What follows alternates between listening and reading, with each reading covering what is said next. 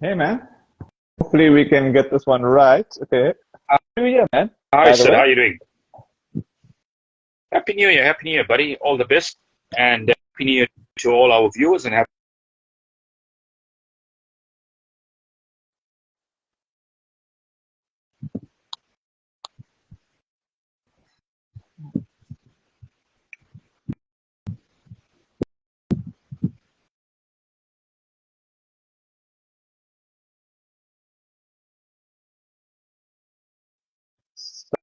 Sorry, I couldn't hear you there, man. can you hear me? Sorry, what? Yeah, I can hear you now. Yeah, Happy New Year, Sid. All the best, and Happy New Year to You all our too. viewers. And hope it's a great year ahead.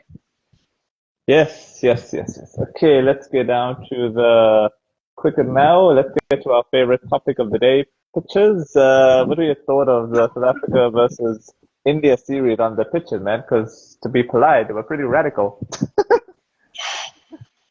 Yeah, I mean it's a big talking point at the moment. Hey, and I mean, look, I think it was an evenly matched series. I feel, in terms of both teams. Uh, Obviously, for a test match to be completed in less than a day and a half is not ideal. And Mm, yeah, I mm, mean, big talking point with regards to that Newlands pitch. Um, mm.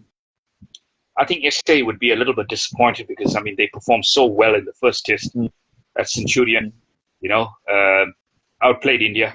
But I mm, mean, India bounced back beautifully in that second. mm, mm, mm. There were a few selection that really puzzled me. Few selections in that team. I mean, with regards to Peterson, I mean Peterson. I mean, of course, he had a tough test in Centurion. I mean, he didn't score a lot of runs, but I mean, the team won at the end of the day. I felt he, Yeah, he could have been given another opportunity, instead of yeah, you know throwing in Stubbs. I mean, I know Stubbs was in the team, yeah.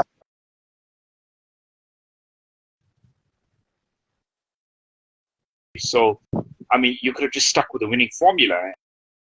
I think playing Keshav in Newlands as well. I mean, it was not necessary in the sense that they were obviously predicting that this game would probably go into, the day 4, day 5, and Spoon would Mm, come into the game.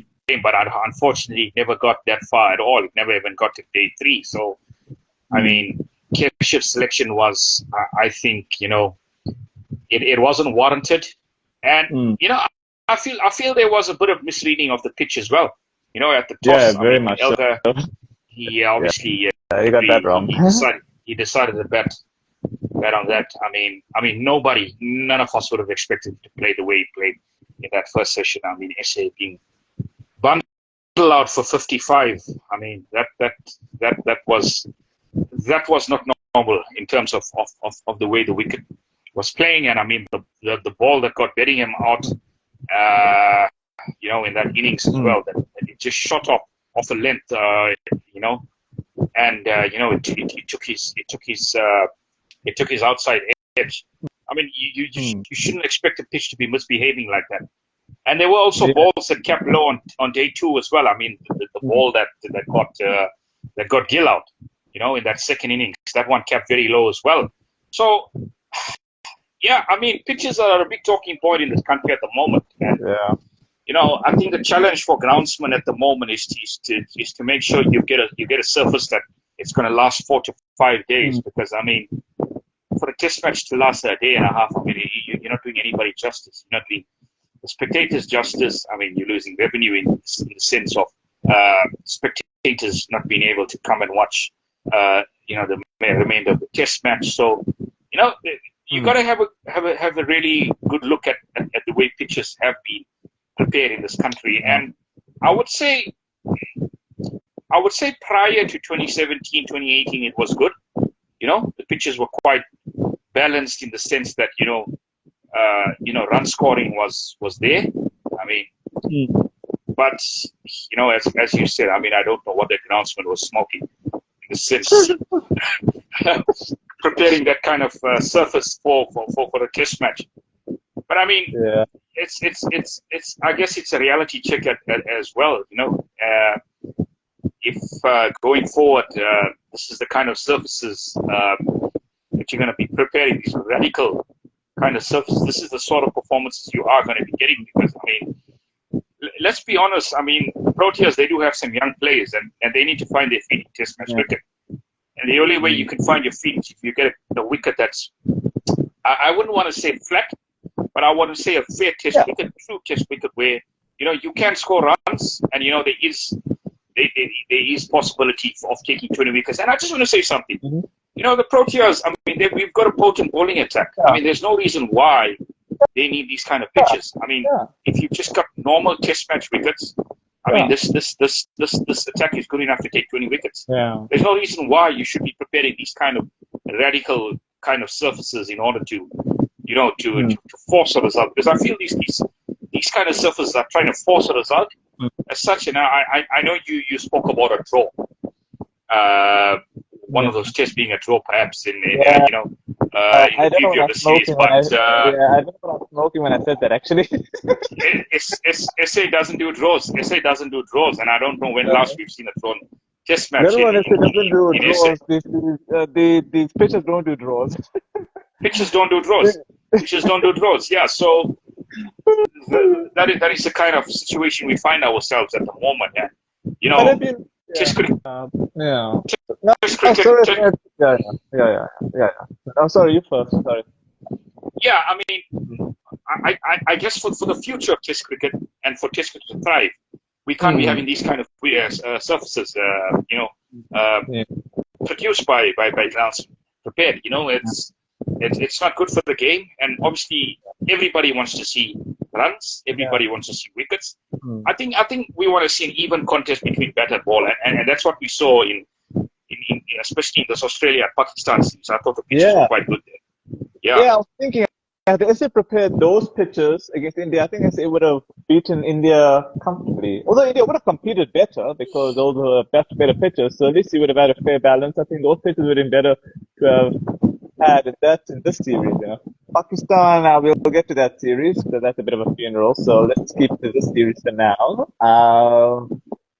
I think I don't want to blame the groundsman. It's an aberration. I think he's a good groundsman, had a bad day, a really off day. So I think, but I was going to tell you that if you notice, besides the Asian teams, whenever they've prepared pitches against Western teams like England, Australia, they've been good pitchers. So I don't know what they've been doing against the Asian teams. I think my theory is they've been so put off against Asian teams whenever they tour, and what a rough deal they get. They wanted to return the favor, but unfortunately, it looks silly when you lose. I know they lost to Sri Lanka, but you said it was in the coast. So, but if you look at those pitches in the coast, they weren't completely Asian. They were balanced pitches. And also, if you look at the ones against Bangladesh, I mean, those pitches were really good. They weren't completely spin friendly. They also didn't move around. So I think if SA can keep to those pitches, I think they'll be better off for it. Yeah, I mean, I just want to say something. I think pitches have changed over the years as well. Because, I mean, if you look at the Wonders, I mean, the Wonders was one of the fastest pitches in the country. And now it's taking turn all of a sudden. I mean, I would never have thought the Wonders pitch to take spin. And we saw that in the ODI series as well, where there was a bit of turn. Yeah. But test matches has been a bit hostile, man. Wanderers pitches have been hostile for test matches. But yeah, one day is different. I'm not going to think on one day. I don't even take one day even seriously anymore. Yeah, I mean, with regards to Newlands, I think Newlands is probably, when I look back, it's probably been one of the more balanced surfaces in the country in terms of run scoring and wicket taking as well. It would have been interesting if there was a test in Durban, because I would like to see how that Durban pitch would play.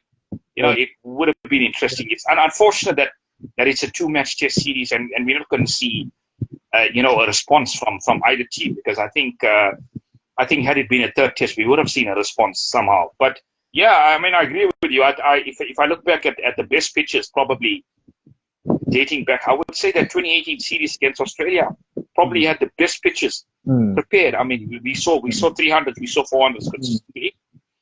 And I mean, that bowling line took 80 wickets against the Australians. I mean, so that's that is an honest indication that this team can take 20 wickets on home pitches. You don't need these kind of radical services. But yeah, I do feel it's probably going back to 2015 in India when India started, those radical surfaces, those rank turners, and then SA came back and returned the favor at home and stuff. So it's been up and down ever since. It's been up and down ever since 2015. Yeah. So I think that yeah. needs to change now in the sense that we've got to go back to the South African wickets that we had previously, where it was a joy to watch Test cricket as well. So, I think it's very important for the spectator as well, because SA is not playing a lot of test matches this year, and we know the reason why. They're not playing a lot of test matches. But I really think they need to have a real look at the way pitches are prepared in this country. And Shukri as well. He obviously he gave his thoughts after the game that he wouldn't be the one to obviously ask for a certain pitch. All he asked for is a proper Newlands wicket or a proper Wanderers wicket or a proper Kingsmead wicket. But take nothing away from India. I think they were fabulous with the ball in this second test. Siddharth. That was as good I ever. Yeah, absolutely. A lot of character after that. That I would say it was a thumping in Centurion. It really was a thumping in Centurion. So inside I even wrote them all. the way they came back. Funny, Yeah, absolutely. And the way they came back, they showed a lot of character, showed a lot of grit. And, the bowling was unbelievable in that first session. And they gave SA nothing. They absolutely gave them nothing in that first innings. So Siraj, that was the best I've seen him bowl, eh? He was absolutely amazing. Just putting the ball on the spot there and making the pitch do the talking. And then Bumrah in that second innings as well. He was superb. Just showed his class as well. Mind you, it was a difficult pitch to survive on, but somebody scored 100 as well. Markham, that was a fantastic 100. I think he had to look at it in this way. You rather go down fighting him, because if you try and survive on that wicket, you're really not going to be surviving that much. So you probably go. But I was a little bit disappointed with certain players in the series. Verena, I don't think he had a good series, in that sense, because I think he could have taken a little bit more responsibility, especially in that second innings. Just stayed with Markham, build a partnership. You never know. 150, 180 could have been a tricky chase in that fourth innings. We all knew that, after day one, this pitch was this test match wasn't going to go into a third day, so it was going to end, on the second day either way. But if you had another 80 or 90 on the board, who knows? Who knows what could have happened? So I was a little bit disappointed with the way Verena played in this game. There were some loose shots. There was some loose shots. Bedingham in that second innings as well. But I don't want to crucify him in the sense that almost all the batters had a tough game, with the exception of Markham. Markham was the only one that really stood out in this test match. So Stubbs, tough debut for the kid. On that pitch, I think you've got to as a coaching staff, you've got to speak to the players and advise them that it cannot get any worse than this. This is as worse as it can get in test match cricket. It can only get better from here on. So just a shout out to Dean. He's been such a great servant to South African red ball cricket. I wish him all the best, and I can understand why he made this decision as well. There hasn't been a lot of test match cricket, being played recently, and there's not going to be a lot of test match cricket being played this year, maybe towards the end of the year. So, I wish Dean all the best on his retirement, and obviously I'll try and maximize his playing time in county as well. But he's been a great servant. He's been a great servant to South African cricket. He scored a lot of tough runs. In a transition period where the side, were didn't have the best of batting lineups, and he's held that together as a captain as well. He had quite a decent record. I mean, minus the England and Australia tour last year, which were pretty tough tours. But I think he's had a pretty decent record as a captain. I wish him all the best. Yeah, I mean, I would have loved him to go to New Zealand because, I mean, that New Zealand series, there's a lot of French players that are going on that series, but I mean, that's a conversation for another episode, and I think we'll probably dive into that a little bit later on this month. But I would have loved him to go on that New Zealand tour, but I think he would have been a good, as a senior player. He would have been able to guide those youngsters, on that tour, and it being an away tour as well. So, I mean, let's see how it goes. It is what it is, but it's time for the new. It's time for a new leaf now. Yeah. It was nice that he and Boomer shared the series, but I guess that made sense because they got equal 1-1. Okay. Yeah, that's good, man. Nice to see good people getting good reward. So let's get to the funeral now. Australia and Pakistan. I mean, that was pretty depressing. Pakistan create opportunities, but they drop catches and they lose the plots. I mean, it's so bad because they did play well. I mean, but they found a way of losing. It's like crazy. 3-0. I mean, it feels a bit bittersweet because you feel like Pakistan deserved a lot more. But when you drop catches, you kind of deserve to lose 3-0. What do you think? Yeah, I mean, if you look at the scoreline, I mean, 3-0 whitewash to Australia. I mean, Warner had the perfect farewell. But I mean, I look at the series. I mean, those small moments, those big moments. I mean, those were the moments that Australia won. And Pakistan couldn't win those big moments. But I mean, this Test match, they were well and truly in it after both teams have batted in their first innings. But I mean, that batting collapse on day 3, I mean, wow, that was typical Pakistan. I mean, we saw it right there. I mean, I think it was 3 in 1 over, if I'm not mistaken. I mean, from 58 for 2, they went into the close at 68 for 7. So they lost 5 wickets for the addition of 10 runs. I mean, that is where the game was lost. That is absolutely where the game was lost. And it was really, really disappointing to see that happen, because, I mean, they did so well to bowl Australia out for 299. So, and I mean, to throw it away like that, I mean, 115 was never going to be enough to challenge Australia. I mean, 200 possibly would have been a tough chase. I mean, who knows? 200 would have been a tough chase with Pakistan's bowling attack. Yeah, but they never took their chances. I mean, the fielding has been appalling in the series. I've been really appalled by the fielding, and I mean, some of those catches were like regulation catches. I mean, if you look at the one in the first innings as well, Australia, I mean, dropping Warner, I think he was on 17 at that time. That was a regulation catch at second slip. And I mean, Shafiq, I mean, he dropped 2 in the last game at Melbourne, a Test match which I think they should have won, and they didn't win. I mean, staying in that game for so long, and yeah, I mean, it was just missed opportunities in the series. I mean, 3-0, it's kind of flattering in a way if I look at it, because I don't think it was that kind of one-sided a series in the sense, especially about that Melbourne Test as well.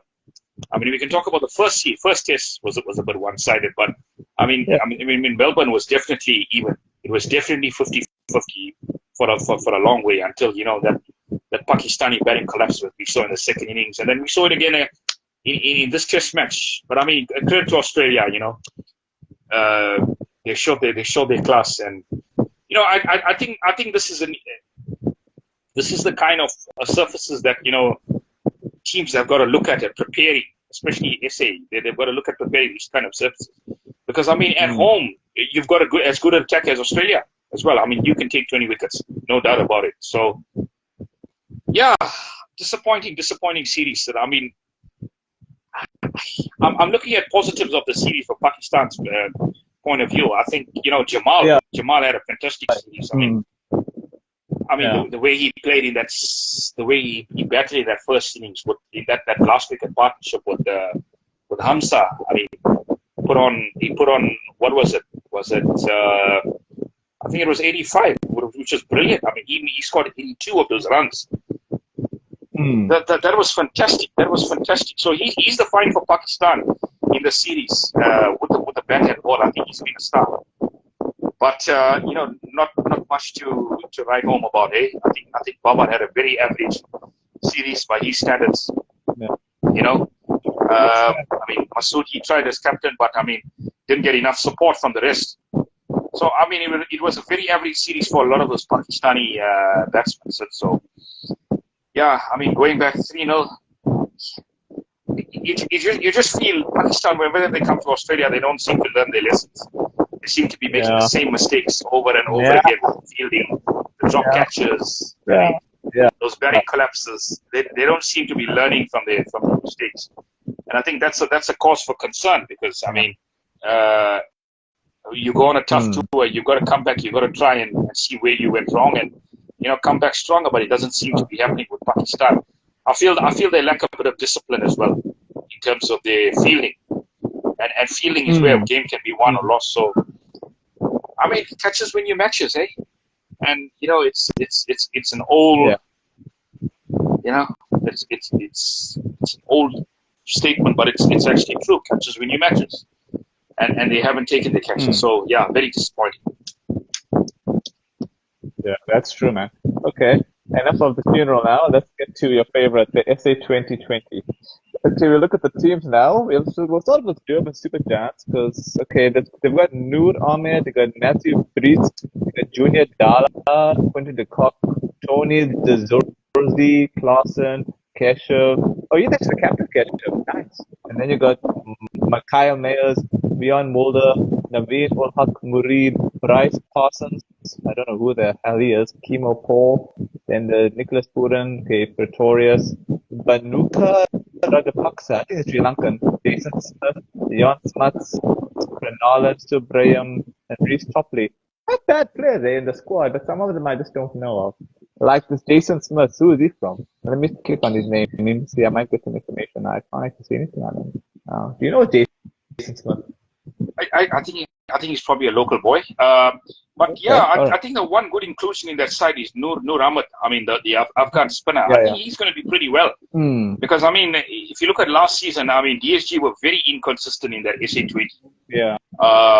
Losing one, winning one. They're kind of a yo-yo side in that tournament. But, I mean, the cock is there as well. Yeah. Yeah, so, I mean, de Kock and Mayers are going to be really, really crucial up the order. I mean, to lay that platform. It looks a balanced side. I think it's all.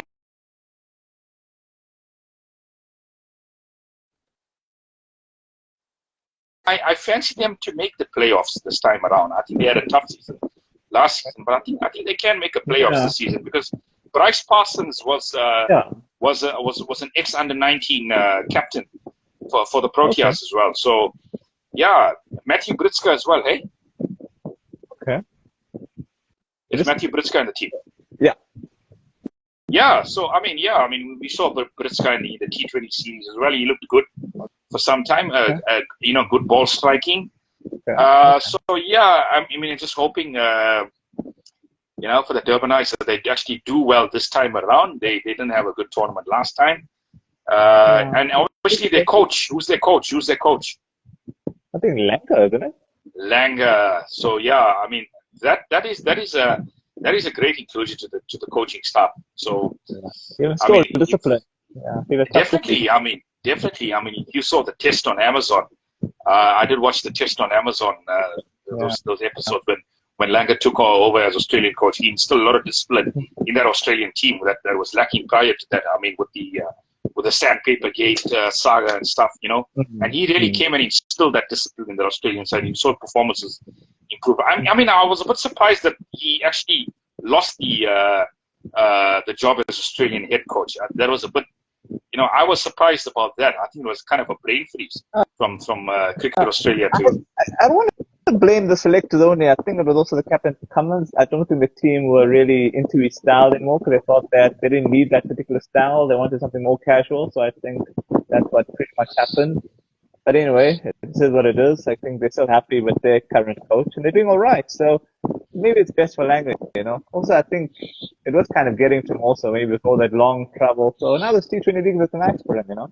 Makes him easy money. I would probably think those 2 defeats to India at home, test match defeats, probably, you know, kind of got them thinking, you know, is Langer the right man for the job going forward and stuff. But I mean, he had a pretty, you know, decent record. I mean, he retained the Ashes, T20 World Cup.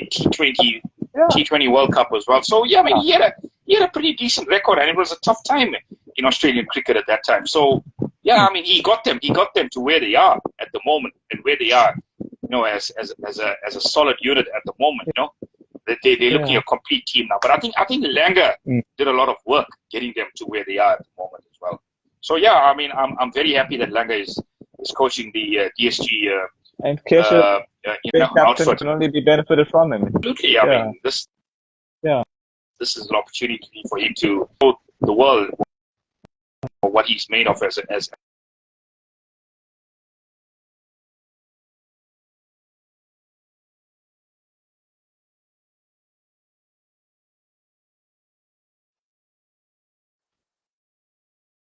I know.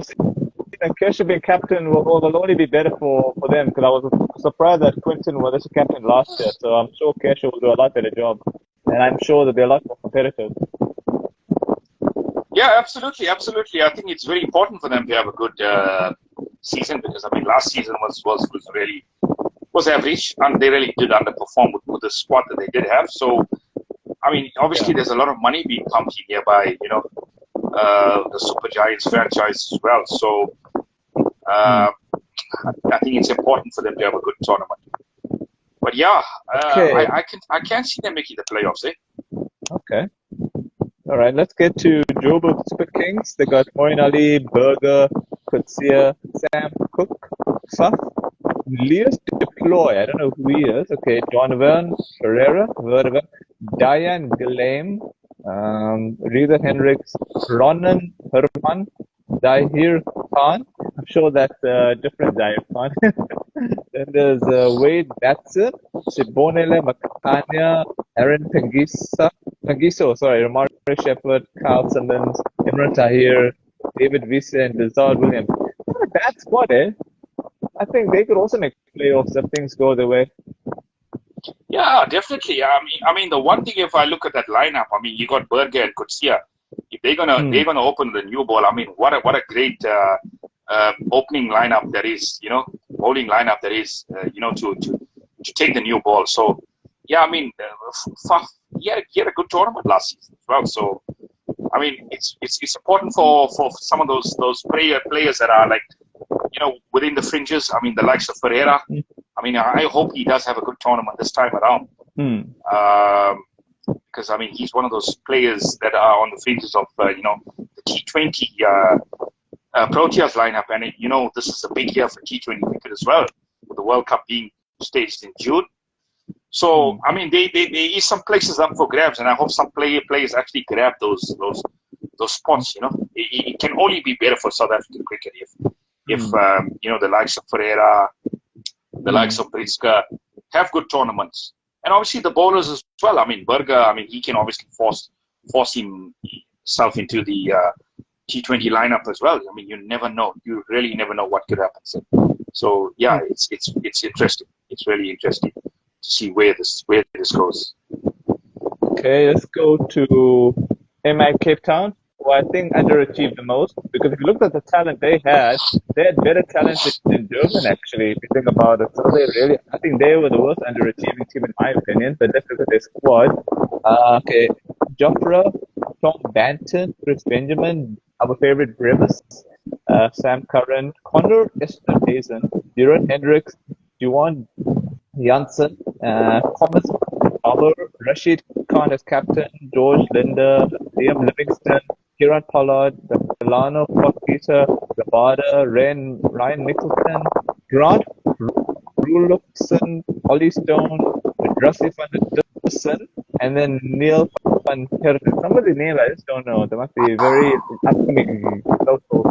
Yeah, Mumbai has a lot of talent, but they haven't shown much of it from last year, but I think they'll do a lot better this year because I don't think the Mbani would have been very happy with them last year. So they'll have to buckle up.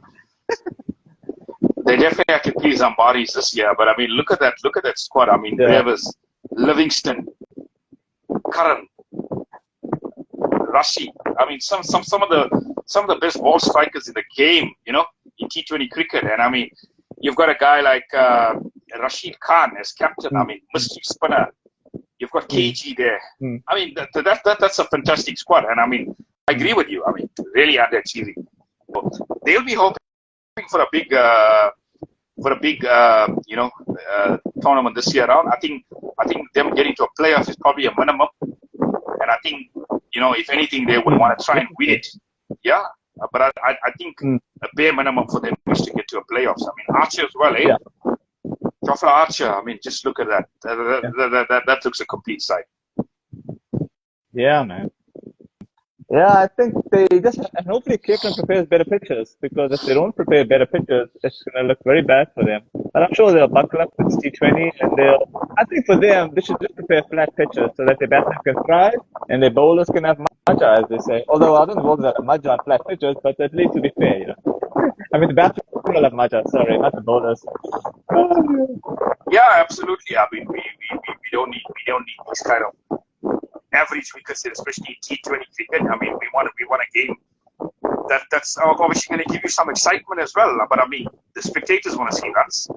So I mean, I just hope we get those kind of pitches, and obviously something in it for the bowlers as well. Yeah, but I think Mumbai's template is to chase. If you noticed in the IPL, they're very good at chasing. So if they can have that in Cape Town, I don't think they'll mind. But the batsmen will enjoy themselves. Okay, let's get to the next one. Paul. I think Paul did all right last year. Okay? Paul Royals has Perisco Adams, Fabian Allen, Josh Butler, Dion Fortain, Evan Jones, Leon Lub, Kovena, Mapaka, Obed, McCoy. He's not bad. Then they have David Miller, Lungi Ngidi, Andile, Dehon de Pretorius. I don't know if I'm pronouncing that right. Jason Roy, Debris Shamsi, Lorca Tucker, John Turner, Mitchell Van Buren, Dane Velas, Cody Youssef. Hey, I'm very clueless with these locals. Do forgive me. And Williams to the captain. Okay, that's interesting. Okay, it looks like they must have relieved the responsibilities from Butler. I would have thought Butler was captain last season, wasn't he? Was it always Miller? I think Miller is captain this time around. Is it Miller? Okay. Yeah. Yeah, Miller is captain. I mean, if you look at that side too, I mean, firepower. I mean, looking at Butler, Miller, you've got Jason Roy there as well. I mean, Obed McCoy is a pretty good T20 bowler as well. Shamo as well. So yeah, I mean, this is a side that can go far as well. You know, they do have the firepower in the batting, and they would probably be a bit disappointed as well. You know, that they didn't actually at least make a final spot last year. But I mean, there is an opportunity for them to change it this time around. I think last season was a bit of a surprise as to who won it as well. But yeah. I think they can make playoffs. I think this Pal side is pretty dangerous. It's pretty dangerous. You don't want to write them off. They can make the playoffs. Yeah, I think another team I think they did quite a lot last year. Pretoria Capital, if I can remember. Let's look at the squad now. Matthew Boast. Well, okay, that's an interesting surname. Boast. Okay. Corbin Bosch, Ethan Bosch, Shane Dudswell, Tinas the Brain. Okay, Darren Tubapillion. I think he's a bowler. I think. Yes. And then Colin Ingram. Yes. Yeah, Pavlin. Yes. Sorry. Then there's Will Jacks, Sinuran Mutasami. I think he's a spinner, if I can remember. And then there's Jimmy Neesham. Okay, Nokia. Wayne Parnell is captain. Okay. What did captain last year, Wayne Parnell, by the way? Yeah, I think he was. I think Parnell was captain last year for. Okay. Then to get rid of the squad, there's Miguel Pretorius, Adil Rashid, Riley Russell, Phil Salt, and then there's Paul Sterling, Steve Salt, Cal Varena. That's the squad, eh? This Pretoria squad. Nice. This is a dangerous team. This is a dangerous team. So I mean, if you look at that firepower again, I mean, Will Jacks, Phil Salt. I mean, up the order.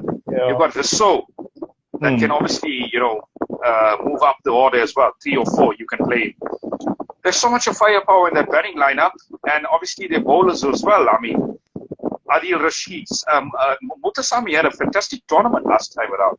I think he was superb. He was superb, especially in one of those games. I think it was against DSG where he absolutely ran through that bowling, that batting lineup. So he was superb. You've got Nokia, you've got Nisham as well, all-round skill. So yeah, I mean, this team is good enough to make the top 2. So they're good enough to make a final. When I look at the squad, it's pretty strong. Didn't they make the finals last year? Yeah, they did. Yeah, they did. It's a pretty strong squad. If I look at the JSK squad compared to this squad, I would say this squad is a little bit more stronger than JSK. If I look at it, I think JSK is quite bowler. In regards to their bowling, they do have a lot of strength in their bowling. But if I look at this team, they've got strength in bowling and batting. So they look a much more balanced squad. I expect big things from this Pretoria side. I mean, as you say, playoffs is a minimum for them, but I can see them getting to a final again if they do place them. Yeah. They're that good a team. They're that good a team. Yeah. Okay, let's get to the team where you like the pretty lady. She owns this team here who won the title. Yeah, she's hot, man. Yeah, that's the only thing that actually attracted me to this team. I saw Dawn, okay, she's pretty and she had a team that won. But if I remember, they started weirdly, man. They didn't start that well. And we were making jokes on them. When will the sun set for this team? But the sun did rise eventually, and they won the tournament, Sunrisers. The Eastern Sunrisers. Let's get to the squad quickly. Tom Abel, Otniel Bartman, Timber Bavuma. Nice to see him there. Although I don't think you're much of a fan of his T20 prowess, but he's there. There's Liam Dawson, there's Sarah Irby, there's Aya Gakwane, forgive my pronunciation. There's Harma, Simon Harma, there's Jordan Harman, Marco Jansen, there's Sasanda Magala, there's David Malan, there's Aidan Markram, there's Adam Rossington, Caleb Sekaleka, and Diles Silmale, Tristan Stubbs. Okay. Byers, Swanepoel, and Daniel Worrell. I don't want to be horrible, man, but when I look at this bunch of players, how the hell did this team win compared to the other teams, man? They have some good players, but it's nothing like the other teams. I think the major thing for them, one of those names that you actually picked up, there was Rosington. When Rosington came into the lineup for the Sunrisers Eastern game, I think he completely changed their fortunes in that series. And I think Markram had a fantastic tournament with the bat and ball. I thought he was superb last season. But when I look at the squad, I mean, there's so many players here that you would think don't fit this format. The likes of Dervia, the likes of Bavuma, that are actually like test match specialists. I mean, it's very tough to see how these kind of players can actually, kind of make an impact in the side. And again, you just can't write them off in the sense that they do have a few dangerous players in Markram. They've got Stubbs. Rosington was great for them last season as well. Marco Jansen towards the end as well. He had a fantastic tour. You can't write them off in the sense, but when you look at them on paper, they don't seem like a side that's going to make the top 2 as such. If I look at sides that can make the top 2, personally, I would say it's Pretoria Capitals and MI, because those two teams have firepower and they've got it all. I think Pretoria Capitals looks the most balanced side to me with regards to on paper and stuff. I mean, they're batting and bowling. They've got reserves. They've got a lot of reserves, and even their spin department as well. So it's going to be interesting to see. I don't think they're going to win it this time around, because I think the other teams are going to step up. You're going to see a response from MI. You're going to see you're going to see a response from TSG as well. I mean, they have to. I mean, it's Langer. It's Justin Langer. You're going to see a response. So I think they can make the playoffs, but I can't see this team actually going on to win it. I mean, I could be proven wrong, but I just can't see this team doing it two seasons in a row. I just think there's too much quality in the likes of MI and the likes of Paul Royals and Pretoria Capitals for them to really, really kind of make a running. I think it was I think because MI performed so poorly last season. I mean, they really performed poorly as a team. I'm getting Probably gave Sunrisers an opening there, but I honestly can't see it happening this season. I can't see it happening this season. Yeah. No, Obviously, the Mumbai owner, can't get any worse, man. They can't get any worse than Mumbai. They can't get. Sorry, what were you going to say about the owner? Yeah, I mean, what's her name? Kavya Maharaj. Yeah. She's the owner of Sunrisers Hyderabad. So yeah, she did make some good signings. I'll give her credit there. I mean, Stubbs was obviously a good signing for her, and Marco Janssen as well.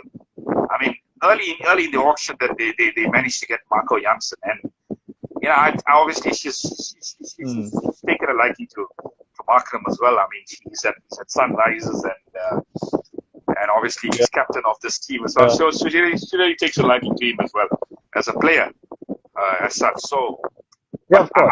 I can't see this team making the top two. I can't see this team making a top two. Yeah, I think they'll probably make playoffs, but ideally one of Mumbai and Durban in the final. That way no one gets disappointed, especially for me. I don't mind who wins that. But that's my hit, just my desire, a Mumbai and Durban final. How's that? I think DSG has to step up this year. I think they had a very average tournament last year. They have to step up. I mean, there's a lot of quality in the side. I mean, you've got Kuni there. I mean, and you've got Kyle Mayer, some of the best T20 players in the world. So you've got to step up this year. I really do. I really hope they do so, and I really hope that weather doesn't play a spoil spot, because there were a lot of weather last year in January at Kingsmead this time of the year. So fingers crossed, that the weather plays its part. But yeah, I mean, we spoke about it. SA20 is actually quite big for cricket in this country. It's what's going to keep cricket going in this country. So I think it's pretty important for spectators to support it, and look at it as a fun day out for a family day. 3 hours of jam-packed action. I mean, it's fun. It's fun at the end of the day. So I really hope that that spectators do come on in their numbers, and obviously it's got an IPL feel to it as well, with regards to these franchises being owned by Indian owners as well. So Indian IPL owners. So yeah, it's got an IPL feel to it. So it should be exciting. It should be exciting. Yeah. I'm hoping for the MI and Durban match, but MI and Durban franchise to be in the finals. Do you think it's going to happen, or do you think that's ambitious? Oh, fingers crossed. MI and DSG would be a great final. At least there's no disappointment on my side. I don't mind who wins that. It's like a neutral final for me. Absolutely. I mean, I just want to see DSG go far. That's the main thing. They were pretty average last year, and we want to see them make a response this year. Yeah. Okay. Any final word before we wrap up? All good from my side. Okay. Check you soon, man. Cheers, buddy. Enjoy the rest of your weekend, and you too.